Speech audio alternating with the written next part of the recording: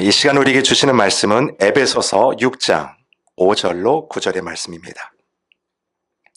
에베소서 6장 우리 5절에서 9절까지의 말씀입니다. 우리 한 절씩 교독하시고 9절은 합독하도록 합니다. 종들아 두려워하고 떨며 성실한 마음으로 육체의 상전에게 순종하기를 그리스도께 하듯하라. 눈가림만 하여 사람을 기쁘게 하는 자처럼 하지 말고 그리스도의 종들처럼 마음으로 하나님의 뜻을 행하고 기쁜 마음으로 섬기기를 주께 하듯 하고 사람들에게 하듯 하지 말라.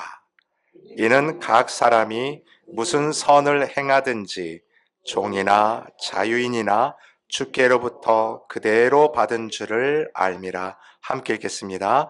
상전들아 너희도 그들에게 이와 같이 하고 위협을 그치라.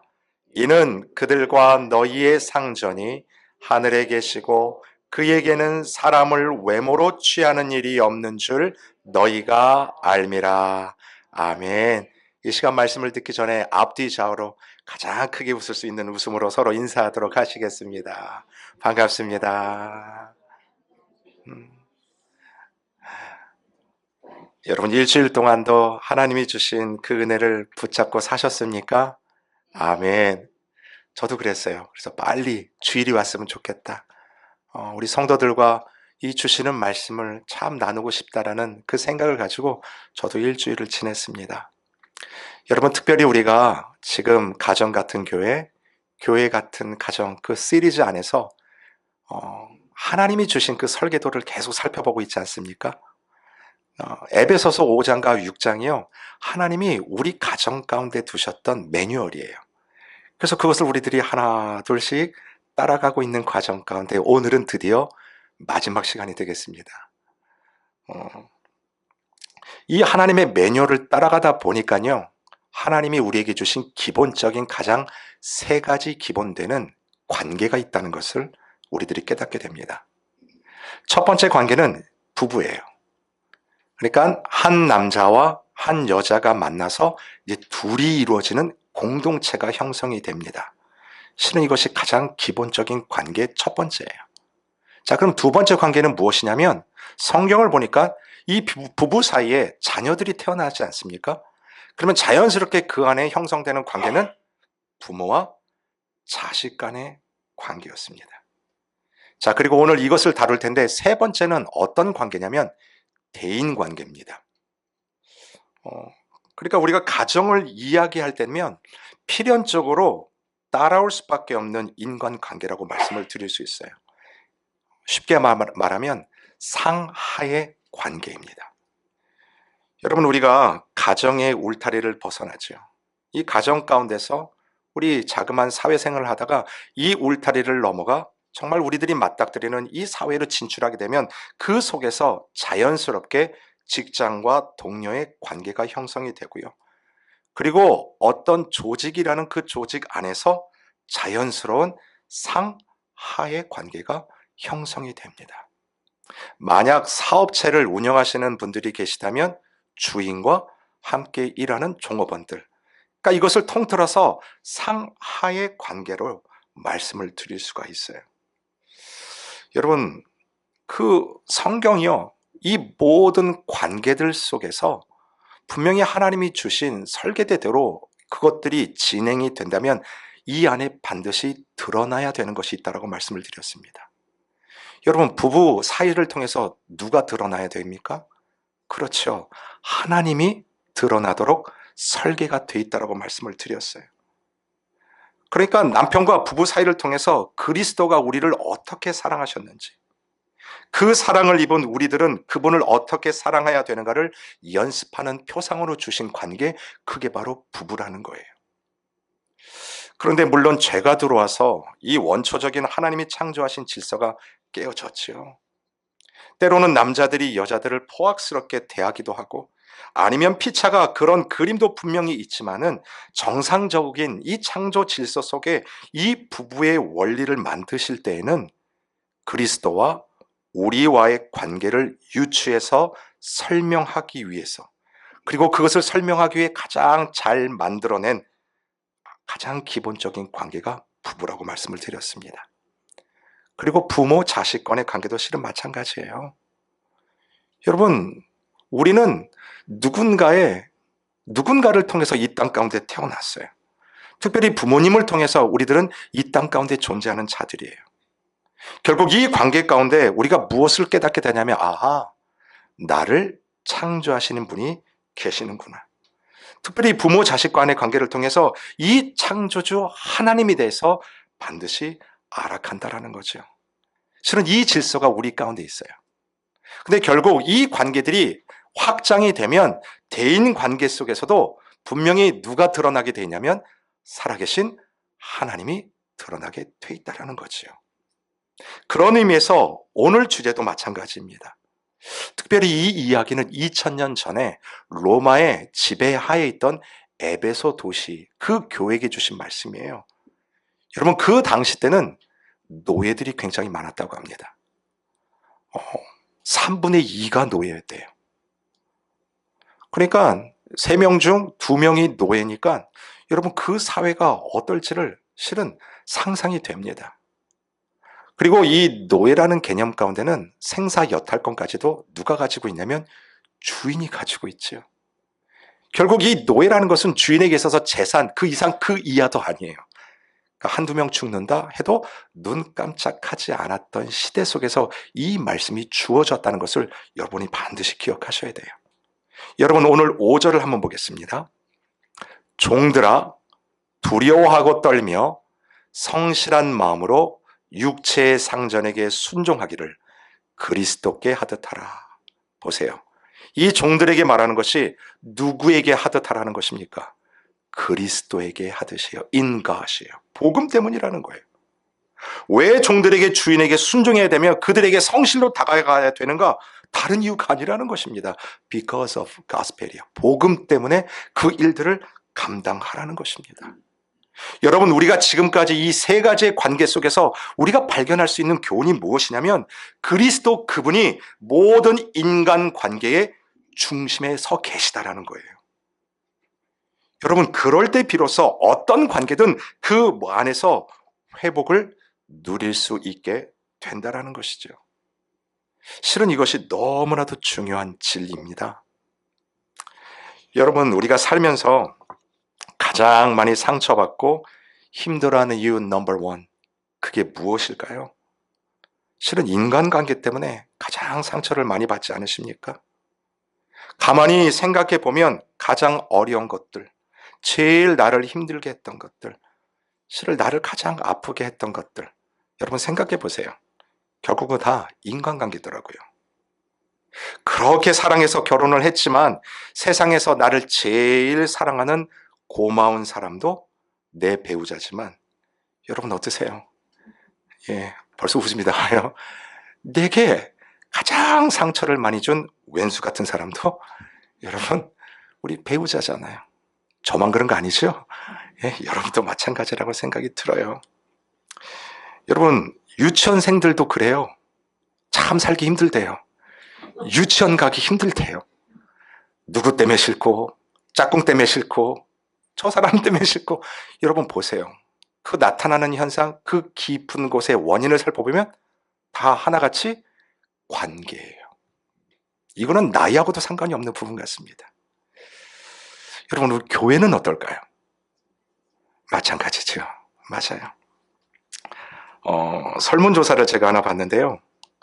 교회 안에서 상처를 제일 많이 받는 장소, 사역, 넘버 원, 그게 어딘지 아십니까? 부엌이라고 나오더라고요. 부엌에서 그렇게 상처를 많이 받는데요. 근데 상처받는 이유도 다양한데 뭐 대단한 것 가지고 상처받는 게 아니에요. 파 써는 것 때문에 상처를 받아요. 나는 집에서 어슷썰기를 하거든요. 근데 상대는 보니까 똑바로 자르고 있어요.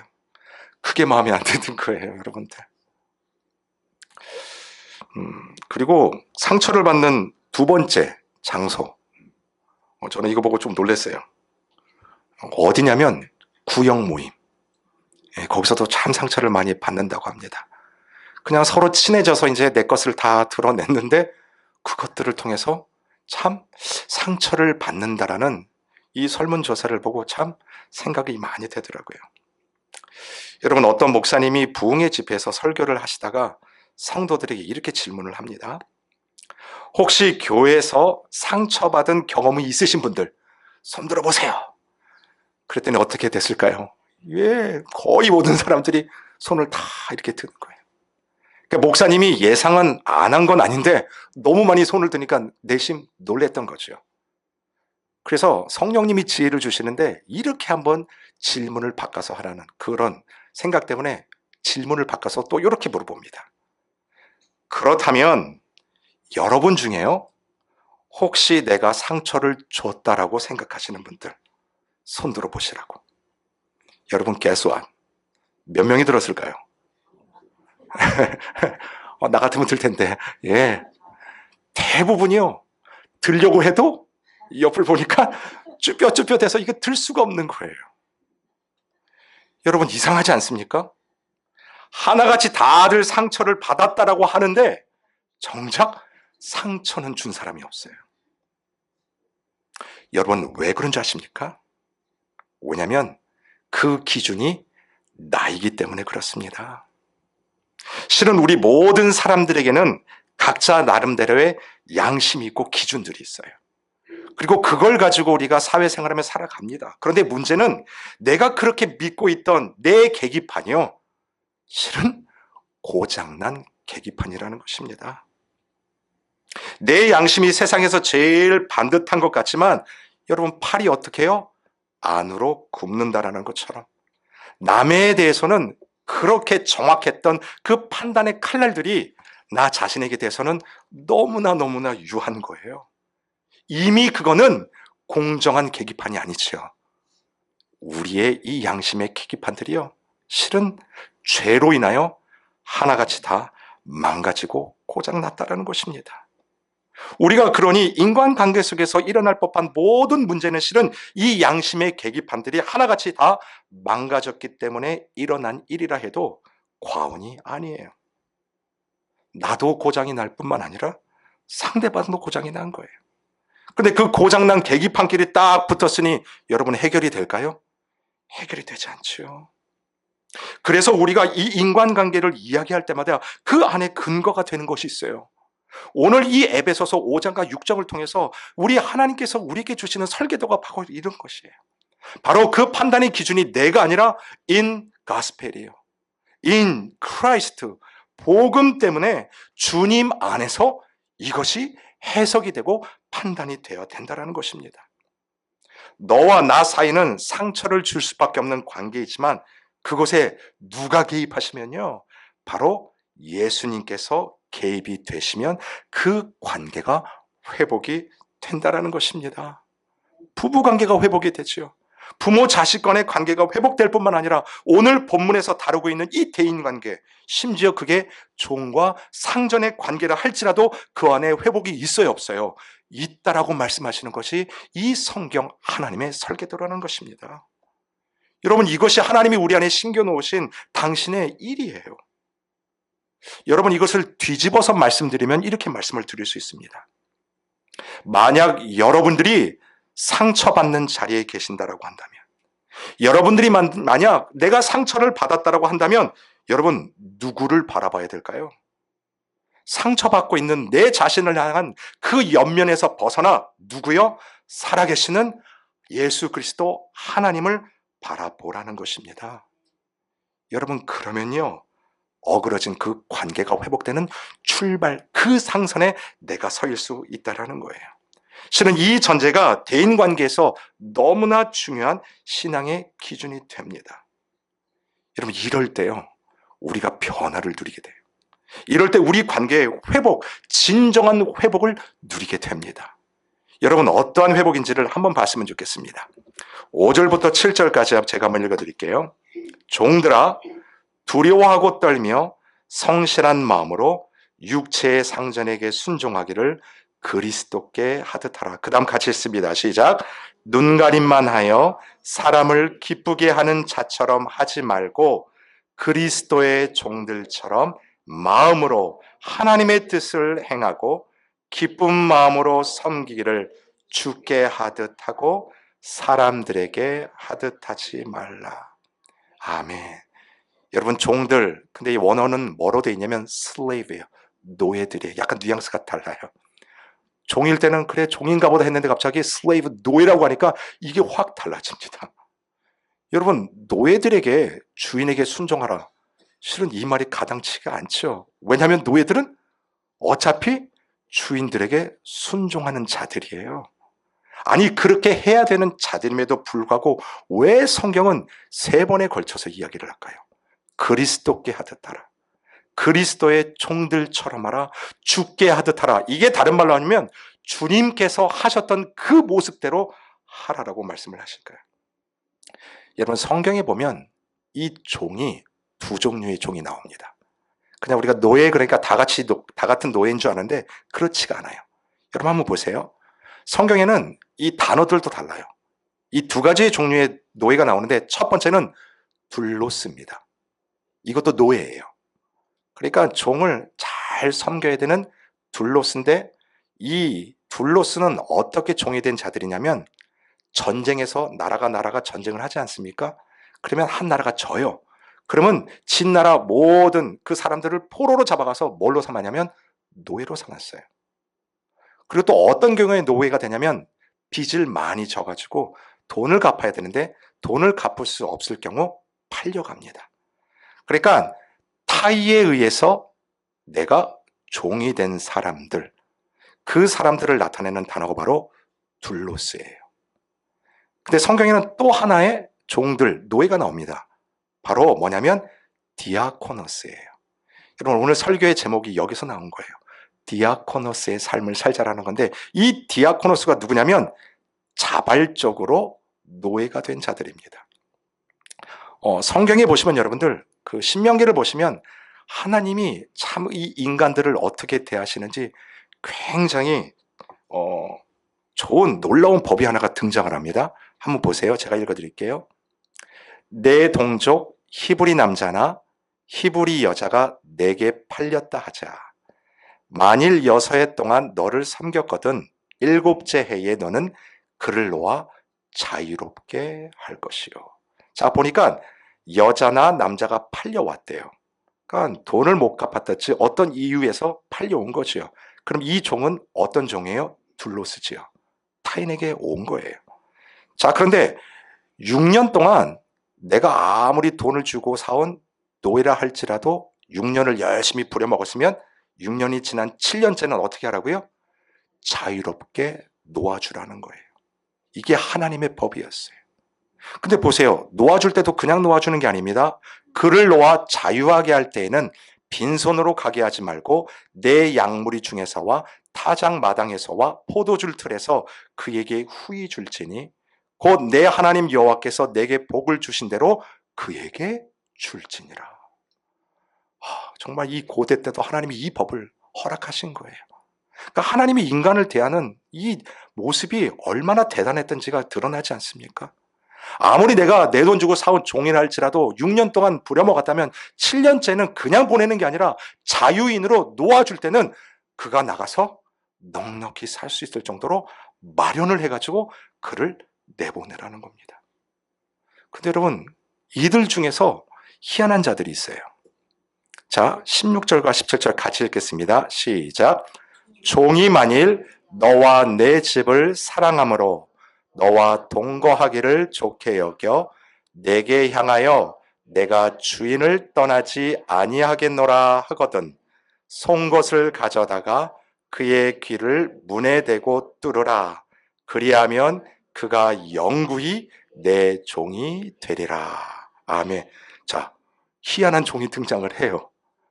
자, 분명히 자유인으로 놓아주고 너 이제 둘로스가 아니다. 너는 자유인이다 해서 내보냈더니 다시 들어왔어요. 그리고 뭐라고 얘기하냐면 저는 나가서 살고 싶지가 않습니다. 저는 당신의 영원한 종이 되고 싶습니다. 만약에 이렇게 딱 얘기를 하면 지금으로 말하면 법정으로 이 노예를 데리고 가야 됩니다. 그리고 그 제사장이 보는 앞에서 어떻게 해요? 문에다가 귀를 대고 송곳으로 땅 쳐서 여기를 뚫어요. 그러면 그 표시가 있는 종은 영원히 주인의 종이 되는, 타인에 의해서 종이 되는 자들이 아니에요. 무엇에 의해서요? 자발적인 자기의 자의에 의해서 종이 된 자들입니다. 그러니까 노예들을 쫙 보니까 어떤 사람들은 이 귀가 뚫려 있어요. 그러면 그 노예는 그냥 노예가 아니라 어떤 노예입니까? 자발적인 노예.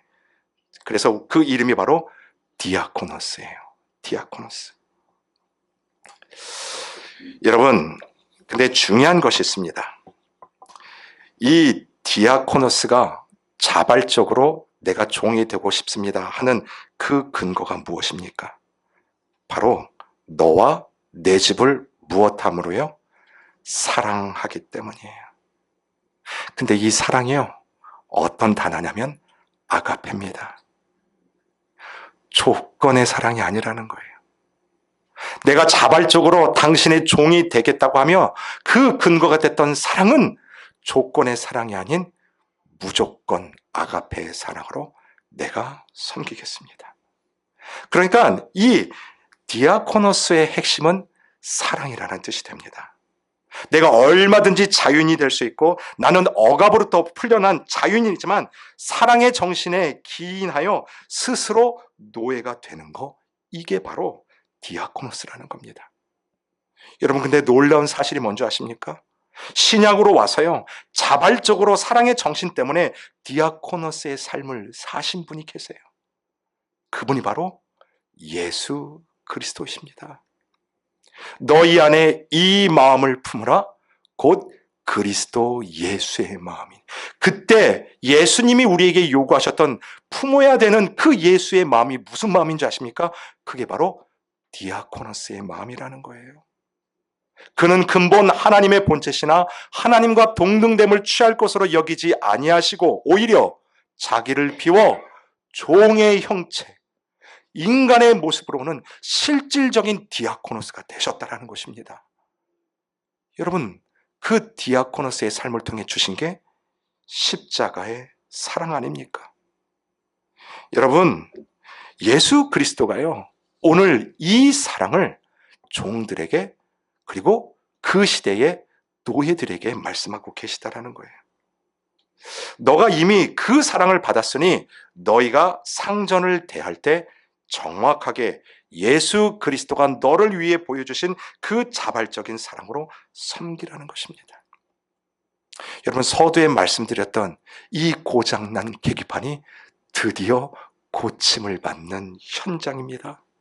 늘 나만을 위해서, 늘 자신만을 위해서, 그것이 당연한 줄 알고 살아왔던 그 모습 속에서 드디어 상대방을 향한 마음이 열리기 시작하는 거예요. 여러분, 저는 이것을요, 인간을 대한 태도라고 말씀을 드리고 싶어요. 오늘 성경에서 이 세 번째 대인의 관계를 이야기하는 것은 무슨 주종? 실은 이것을 이야기하는 부분은 아니에요. 심지어 주인과 종의 관계에 있을지라도 상대방을 대하는 인간의 태도에 대한 부분을 오늘 성경이 저와 여러분에게 말씀하고 계시다라고 저는 믿습니다. 여러분, 우리가 그리스도인으로서 예수 그리스도의 십자가의 그 은혜를 받은 사람으로서 우리 삶 속에서 변화가 이루어져야 된다면 사람들을 대하는 태도가 회복이 되어야 됩니다. 여러분, 그런 의미에서요, 그리스도의 구원을 받은 이 복음 안에서는 십자가 안에서 누구든지 똑같습니다. 차별이 없어요. 있고 없고로 서로를 나눌 수가 없다라는 말입니다. 여러분, 배움의 정도를 통해 서로를 구분 지을 수도 없어요. 나이로도 구분 지을 수 없고 그 어떤 것으로도 우리를 그리스도의 사랑에서 나눌 수 있는 게 있습니까? 없습니까? 없다라는 거예요. 심지어 노예에게도 뭐라고 말씀하세요? 너희들에게 회복이 되어야 될 부분이 있다면 바로 사람을 대하는, 인간을 대하는 태도라는 것입니다. 결국 이 세 번째 대인관계는 인간을 대하는 하나님의 그 마음이에요. 왜냐하면 우리는 하나님의 이미지대로 지음을 받은 자들이기 때문입니다. 제가 이렇게 자신 있게 말씀을 드릴 수 있는 이유는 바로 9절 때문에 그래요. 뭐라고 얘기하시냐면 상전들아 너희도 그들에게 어떻게 하라고요? 이와 같이 하고. 그러니까 주인들에게 이야기하는 거예요. 이미 말씀드렸듯이 그 앱에서 아니 생사 여탈권까지 가지고 있던 그 주인이요, 아무렇지 않게 죽여도 상관이 없는 그 주인에게 하시는 말씀이 뭐냐면, 너희들도 너희 종들에게 어떻게 해요? 종 같은 삶으로 낮아지라는 거죠. 그리고 뒤에 주시는 하나의 더 말씀이 있어요. 그들을 향한 위협을 그치라는 거죠. 결국 이것이요, 인간을 대하는 하나님의 기본적인 태도를 우리들에게 말씀하고 있는 부분이라고 저는 믿습니다. 여러분, 한번 그림을 한번 보십시오. 여기 보면 두 분을 제가 소개를 하는데, 조덕삼 장로님이 계시고 이자익 목사님, 혹시 들어보신 일이 있으십니까? 여러분, 그 전라북도 김제에 가면 금산이라는 이 마을이 있어요. 그러니까 여기 보면 이 조덕삼이라는 분이 그 금산에서 아주 부유한 지주, 양반이었습니다. 그리고 이 전라북도 김제 이 금산이요, 그 1900년도 초반대, 그때 이제 우리 선교사님들이 참 많이 오셔서 전도를 했던 그 지역 중에 하나예요. 근데 이 조덕삼 이 양반집에 머슴이 있었는데, 그 머슴이 누구냐면 이자익이에요. 그리고 어디에서 일하냐면 마부로 일을 합니다. 그러니까 이제 선교사님들이 막 이제 전도를 하다가 이 말을 맡기려면 누구 집에 맡겼냐면 이 조덕삼 양반집, 거기서 이 이자익이 일하고 있는 이 마국간에다가 이제 일을 맡긴 거예요, 말을. 그리고 이것이 계기가 돼가지고 이 조덕삼과 그리고 이 머슴이었던 이자익이 복음을 듣고 예수를 믿기 시작을 합니다. 그리고 이 조덕삼 이분이요, 자기 집을 내놓은 거예요. 그리고 사랑채에서 예배를 시작하는 게 1905년에 이제 자기 집을 내놓고 거기서 이제 개청 예배를 드리고 교회가 시작이 됐습니다. 그게 바로 금산교회예요. 그러니까 이제 본인 집에서 예배를 드리니까 자기도 거기서 온 식구들이 예배를 드리고 자기 집에 있는 머슴들도 다 와서 예배를 드리는 거예요. 그러니까 1905년에 그 교회가 세워졌는데, 그 해에 선교사님을 통해서 이 두 분, 이자익과 조덕삼 이 두 분이 세례를 받습니다.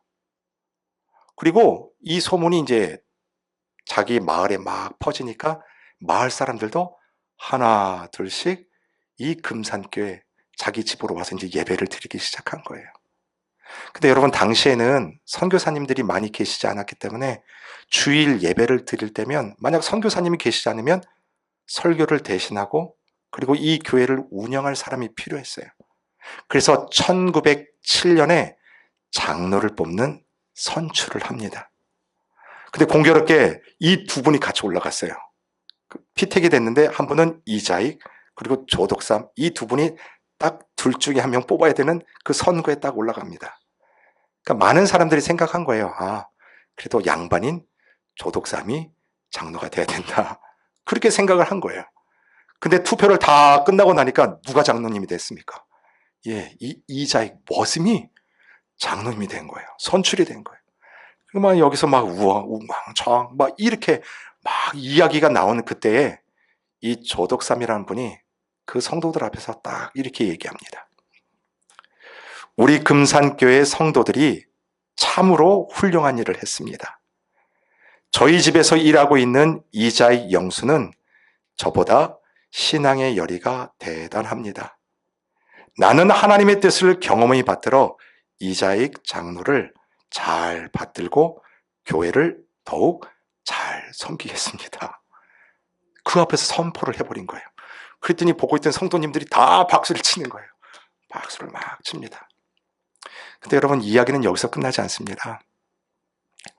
그 머슴이었던 이자익 이제 장로님이 되셨죠. 이제 교회에서 대신 선교사님을 대신 막 말씀을 전하고 설교를 하면 제일 앞자리에 누가 와서 앉아 있냐면 조덕삼 주인이 앉아서 거기서 말씀을 듣는 거예요. 그리고 다시 자기 집으로 다시 돌아가면 어떻게 돼요? 주인과 종의 관계, 머슴 관계 속에서 그 일들이 진행이 됩니다. 여러분 보세요. 반상의 법도가 아직 칼날처럼 서 있던 그 시대예요. 이 조덕삼 이분이요, 그리고 나서 2년 후에 장로님이 되세요. 그 사이에 어떤 일이 벌어지냐면 이 조덕삼 이분이 이 이자익 이분을 평양으로 보냅니다. 그 당시 있던 평양신학교에 입학을 시켜서 거기서 목사 안수를 받기를 하고, 그 모든 과정 가운데 다 뒷바라지를 해요. 그리고 목사 안수를 다 받은 몇 년이 지난 후에 그 이자익 목사님을 금산교회 담임 목사님으로 다시 모셔옵니다. 여러분, 실은 이것이요 120년 전에 우리 조선 땅에서도 일어났던 참 아름다운 신앙의 역사라고 말씀을 드릴 수 있어요. 여러분, 이것이 무슨 삶일까요?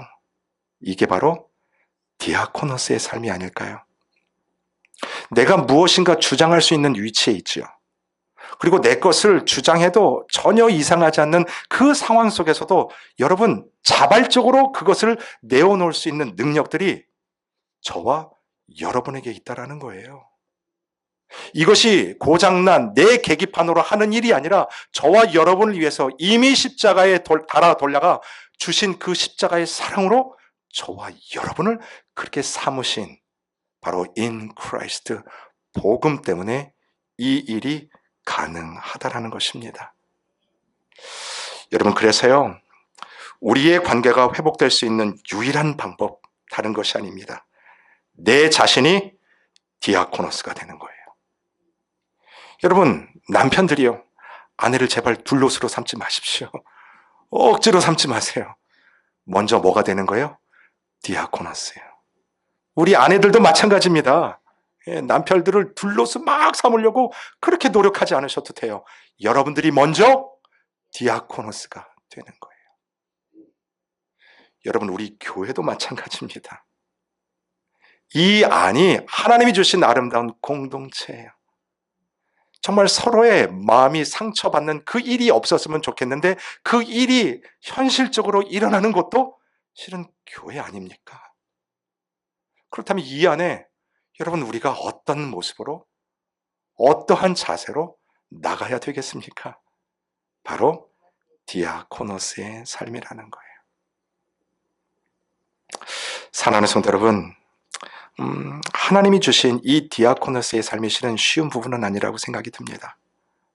실은 이 믿음을 떠나서 세상 가운데 만약 여러분들이 내 자신을 낮춘다고 생각해 보십시오. 세상은요, 어떻게든 발벗고 발버둥 치는 사람을 인정하지 않습니까?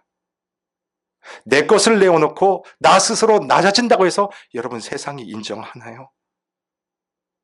하지만 오늘 성경이 우리에게 주시는 이 메시지는 분명합니다.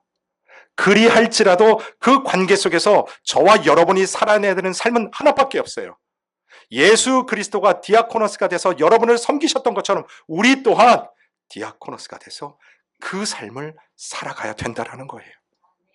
그렇다면 그곳에서 분명히 믿기는 살아계신 이 복음의 씨앗들이 섬겨지고 심겨지고 아름다운 열매로 맺어질 것을 믿습니다.